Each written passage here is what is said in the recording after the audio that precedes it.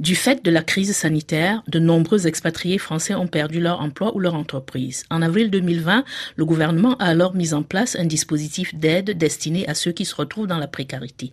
Ce dispositif, dénommé SOS Covid-19 et doté d'un budget de 50 millions d'euros, s'avère insuffisant pour diverses raisons.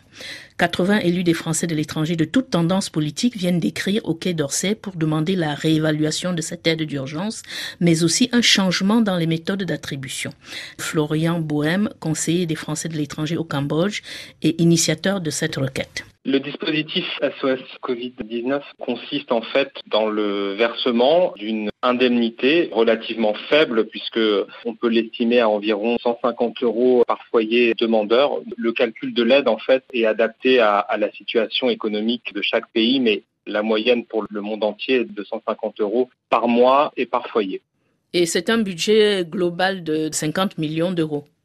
Oui, un budget de 50 millions d'euros a été débloqué par l'État français à la fois en 2020 mais aussi en 2021, sauf que les conseillers des Français de l'étranger se sont aperçus que sur ce budget de 50 millions d'euros, il y avait seulement 12 millions d'euros qui avaient été programmés par l'État. Comment expliquez-vous que ce budget soit si peu utilisé ? La réalité, c'est que la communication qui a été faite autour de ce dispositif est très inégale selon les pays. Il y a un certain nombre de pays avec des communautés françaises qui souffrent profondément de la crise du Covid-19 et ce depuis plus de 20 mois maintenant. Mais malheureusement, beaucoup de Français n'ont pas accès à ces informations. C'est ce qui montre que finalement, les budgets annoncés de 50 millions d'euros ne sont finalement dépensés qu'à hauteur de 12 millions d'euros pour 2021. Ça, c'est le premier point. Mais le deuxième point, c'est que les démarches administratives à accomplir pour obtenir cette aide qui est somme toute relativement faible, environ 150 € par foyer en moyenne, donc cette aide est relativement faible.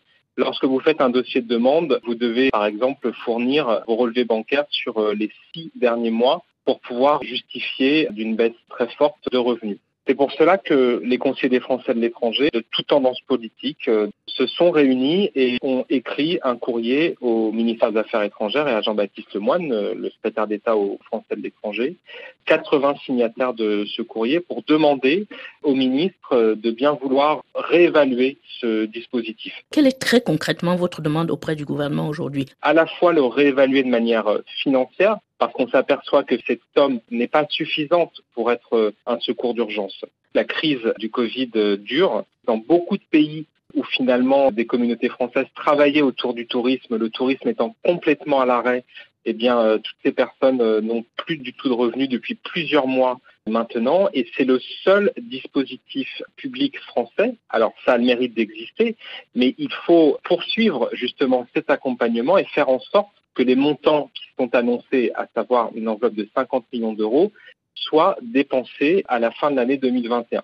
L'objectif de ce courrier, c'est de dire au ministre qu'il y a 50 millions d'euros qui est mis sur la table. Je rappelle simplement qu'il y a aujourd'hui à peu près 3,5 millions de Français à l'étranger. Ce n'est pas les 3,5 millions de Français qui vont bénéficier de cette aide. Ce sont vraiment les personnes qui sont en difficulté. Et donc, 20 mois après le début de la crise du Covid, il est peut-être temps de réévaluer ce dispositif pour faire en sorte qu'ils puissent bénéficier avec des montants plus importants aux personnes qui en ont réellement besoin et qui sont en grande difficulté financière dans leur pays de résidence. Votre demande aussi concerne certainement les contraintes administratives qui sont un frein. Le président de la République s'était engagé dans tout ce processus de simplification administrative. Ça a fait d'ailleurs l'objet d'une loi en France. Et on s'aperçoit finalement que pour les Français de l'étranger, cette simplification administrative, elle se transforme la plupart du temps en complications administratives. Pour prendre l'exemple du SOS Covid-19, lorsque vous remplissez un dossier de demande, vous devez donc fournir plus de 6 mois en arrière vos relevés de compte. C'est tout à fait normal qu'il y ait un contrôle.